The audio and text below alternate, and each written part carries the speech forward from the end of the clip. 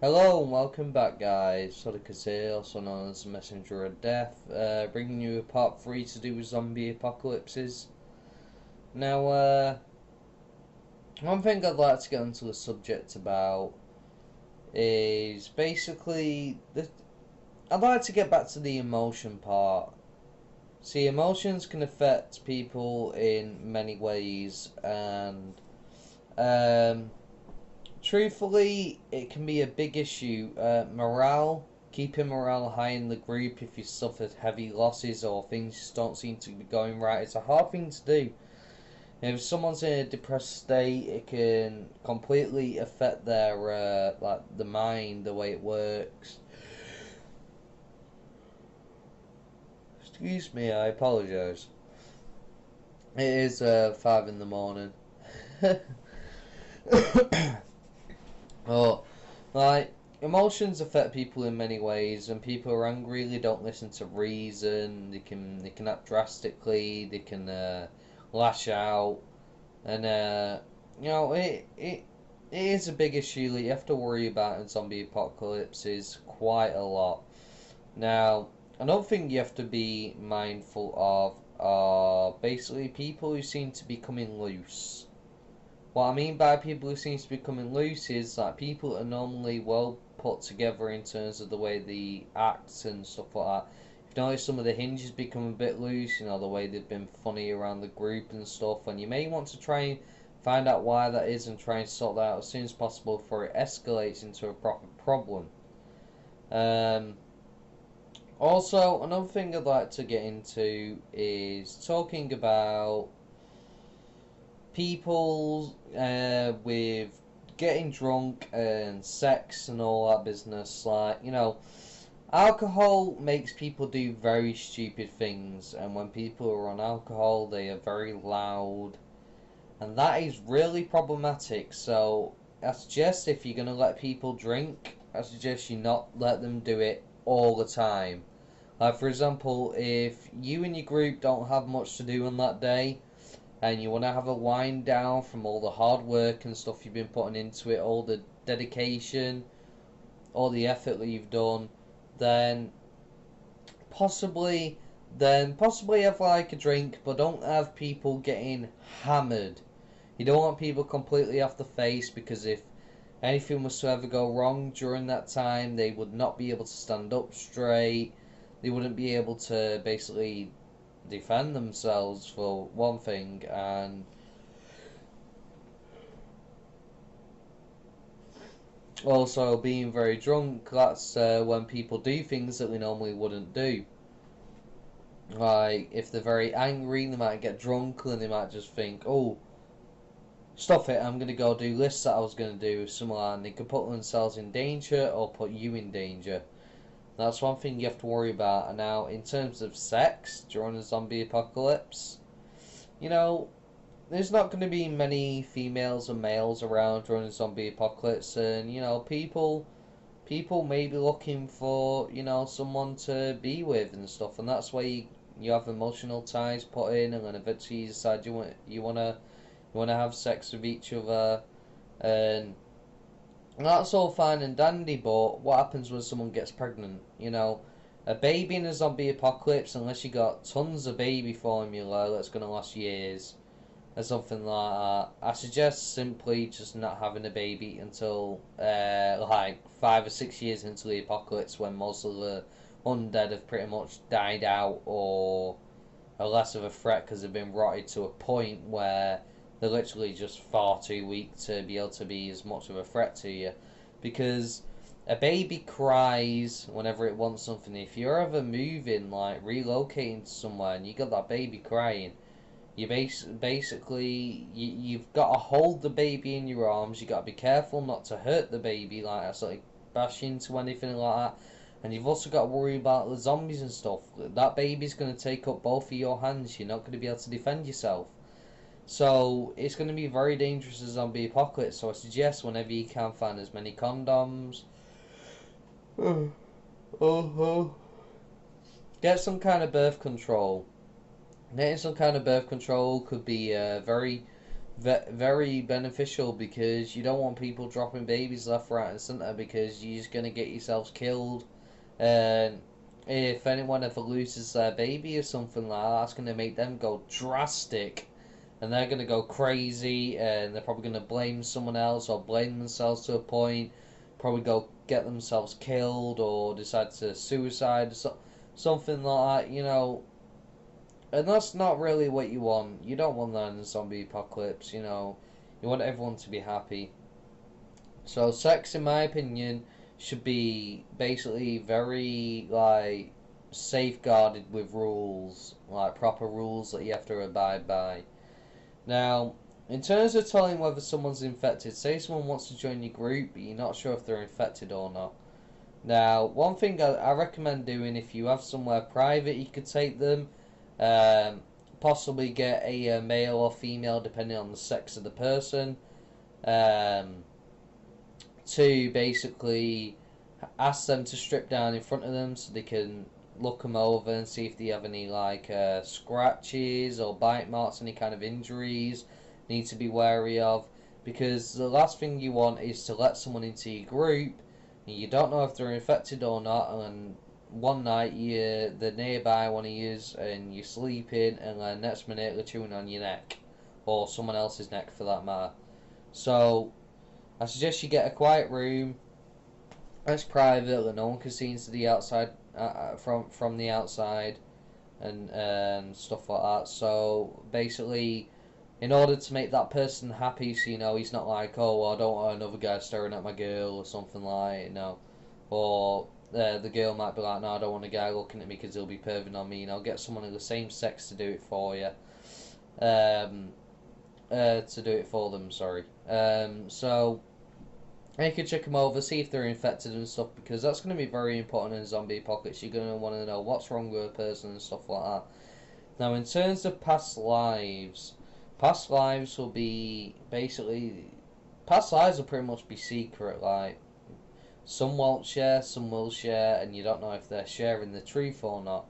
For all you know, you could have a rapist in your group, a murderer, or anything. You don't really know, and people will lie in the zombie apocalypse. So one of the best ways I recommend doing to try and catch that person out is possibly saying, whatever your past life is, I'd like to know about it. It doesn't matter what you've done, whether you've killed, raped, or whatnot. It doesn't really matter. Fresh slate, zombie apocalypse, and see if they open up.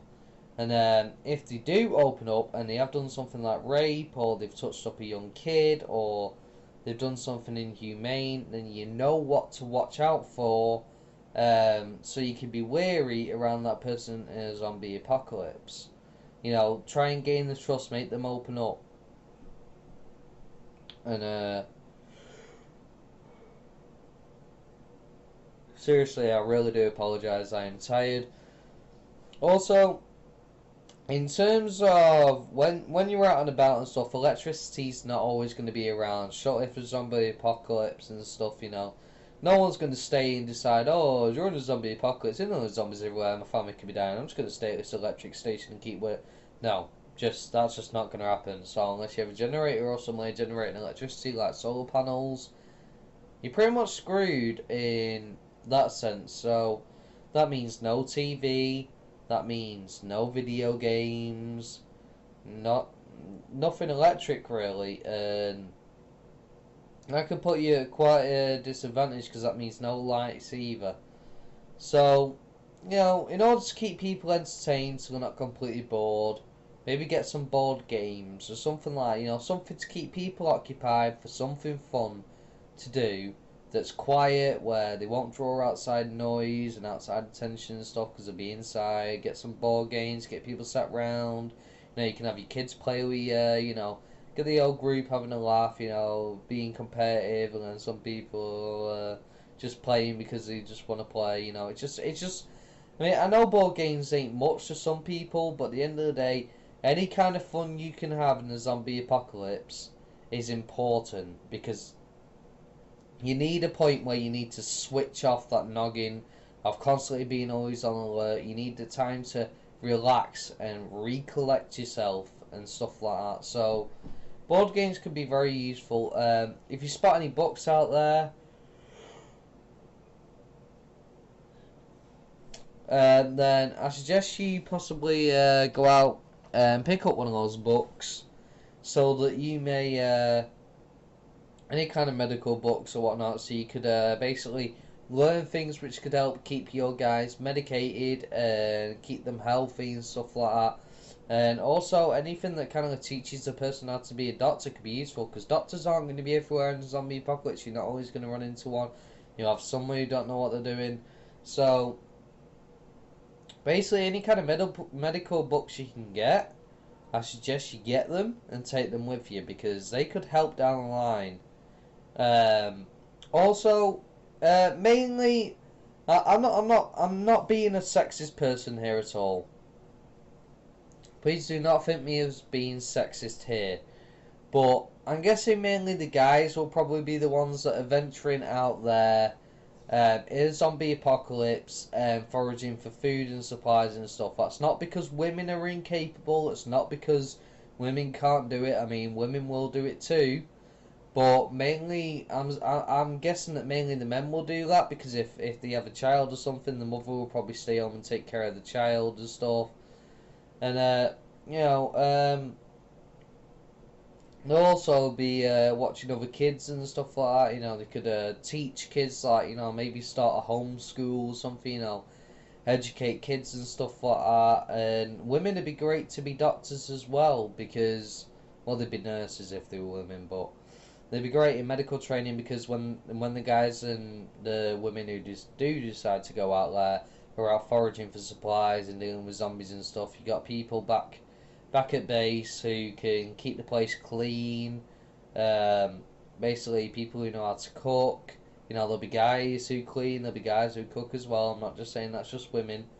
I'm just saying that not all women will want to go out there and do it, not because they're scared or anything like that. Don't take it as I'm being sexist. But I think they'd rather just stay with the kids and stuff like that, you know, make sure they're alright. So, maybe women could be training medical stuff, and they'd be good for keeping the house clean and stuff like that, because a woman is a lot more thorough when it comes to cleaning and cooking than most males are. Most males are quite slacking when it comes to cleaning.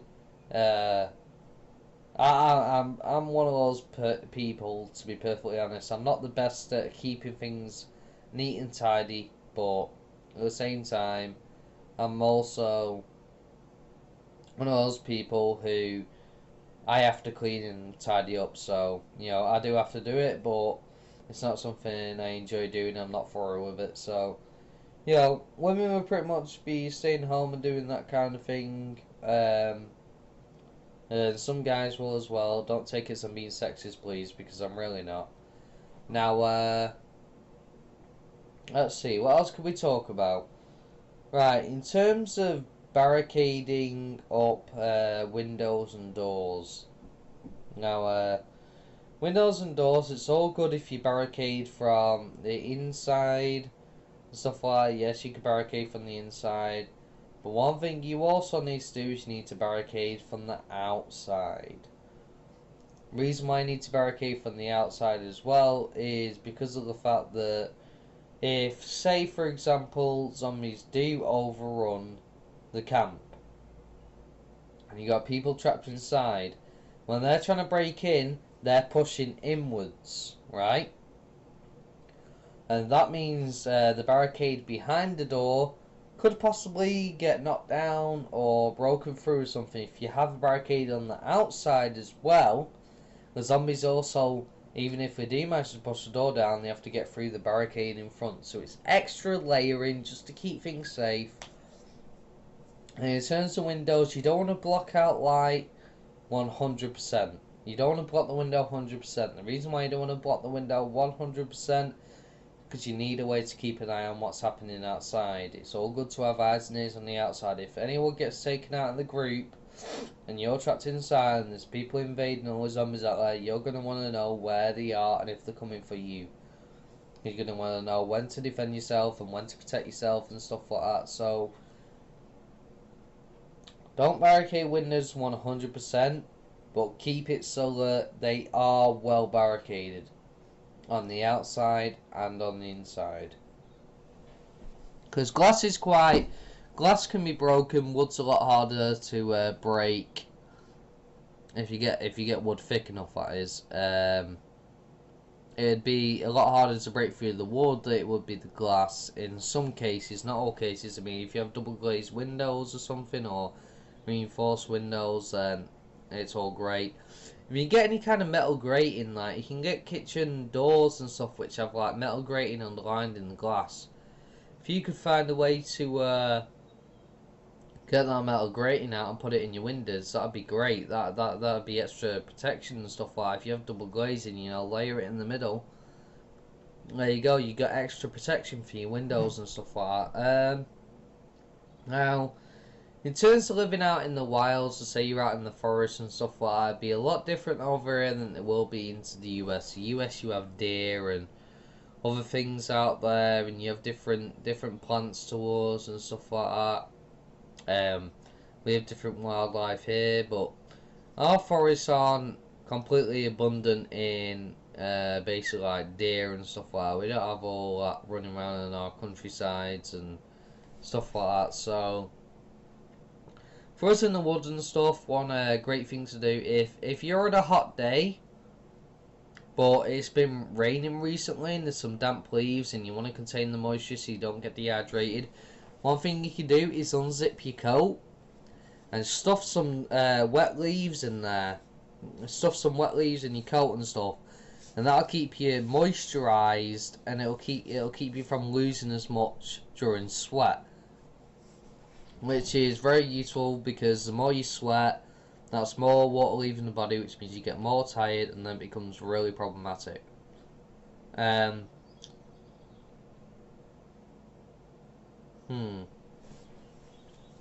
Another great thing to do is whenever you get water, for example, heat up the water. It will kill most of the bacteria in the water, and it'll make it safer for drinking and stuff like that. Now, in terms of a zombie apocalypse when it first starts, one thing I advise you do possibly is if you have any kind of like water cleansers or something like purification. If you have a stockpile of them, they'd be brilliant, because what you could do is when you first start off in a zombie apocalypse, fill up your sink, your bath, any kind of buckets, jugs, anything you can with any kind of water, because that water is going to be useful for not only cleaning vegetables, it's going to be useful for keeping you clean, it's going to be useful for drinking. And with the water purification tablets and stuff, if you ever use stockpile of them, that means the water is reusable. Keep reusing it. If you can find a way to have someone who can funnel dirt out of water, that'd be absolutely brilliant. I do know a cool little trick which involves a bowl. It involves a bowl, and it also involves a plate above it, but I can't quite remember 100% right now, possibly because I'm tired, but I will bring that to your attention in another video. I will, pardon me, talk about that. Now, in terms of nighttime, you want to keep someone on watch at all times, but if you're in a small group, that's going to be a lot harder said than done. And now I've got hiccups interrupting me. Can you believe this, guys? Something doesn't want me to get this information out to you, but you want someone on watch and stuff like that. And when you got someone on watch, you know they're gonna get tired during the night. If they fall asleep, that's a big danger to everyone else. So you want to try and regulate some kind of shifts. Make a schedule for everyone to follow. Keep the group organised. Keep everyone doing something. Keep someone occupied with everything. Basically keep everything in occupation with someone at some time. Make shifts and stuff like that. Maybe rotate around the chores and stuff in the group, like, you know, make it so that not one person's feeling the pressure of having to do all of this work on his own. You know, keep it fair, keep it regulated between the group. You know, make it so that everyone is being given near enough, kind of like the same amount of workload, and it's not too pressurizing from them. It's not weighing down on them and messing around with their life too much of living in a zombie apocalypse. Because everyone deserves a nice break when they've been working hard. Everyone does. Now, in terms of any kind of diseases and infections, unless you have a nurse or a doctor and some way to actually find out, I don't know. I don't actually have any information for you on that. I will possibly research it, and I'll probably bring that to you in a later video. Now, in terms of the vehicles, going back to the vehicles and stuff, motorways and everything, big no-no. Motorways are going to be cluttered with cars. There's going to be a pain in the backside getting through them. So what you want, if you are planning on getting out of town and the motorways are all clogged up, if you can, get a car which is fast and powerful and has a strong body, and reinforce it. Maybe put some metal onto it, so it's sort of like like a bulldozer, something like that. But obviously it'd be like pointed outwards like that instead of just going in a curve. And that way you can use that car to power up, basically, and ram through the cars, knocking them all out of the way, clearing the road for the rest of the group to travel through. And that'll be very useful if you ever need to get out of town and stuff. And there will come times when your group is absolutely starving. There'll come times where you've not had food for days and you'll be eating out of date. You'll find out of date food. And any food is food, but out of date food, you know, can make you sick. And it can also give you a very bad case of the runs. And a bad case of the runs isn't going to be very nice when you're running away from zombies. Having all that feces just running down your leg, it's just not going to be very nice at all. So, basically, you need to be careful what kind of out-of-date foods you eat. Make sure they're not ones that are going to make you absolutely seriously ill. Because that's going to put a big strain on the survival of the group, especially if you're manoeuvring from one place to try and find another. That's going to be a big strain. It's going to be extra weight on the group that's already on there with all the panic and moving around. Make sure they don't get killed by a zombie or a human. Now, make sure they get there safely, you know. And they've got to worry about you being really seriously ill, and it's just extra pressure on the group, which you want to try and keep as little pressure as possible. Now, I think I'm going to end this video here because I am tired and it's now 5:30, so I've been recording for quite a little while. I reckon a good 20 minutes or so. So I think I'll end this video here. Please subscribe if you'd like to listen to more. Please like and comment or dislike if you dislike the video. If you want more from me, let me know. Your communication is vital to helping this channel grow and helping get me out there. For me to step my game up and get more videos out to you, I need your kind of feedback. I need to know what you're saying to me, so like, comment, subscribe please. Now, that's all I have for you today. Peace.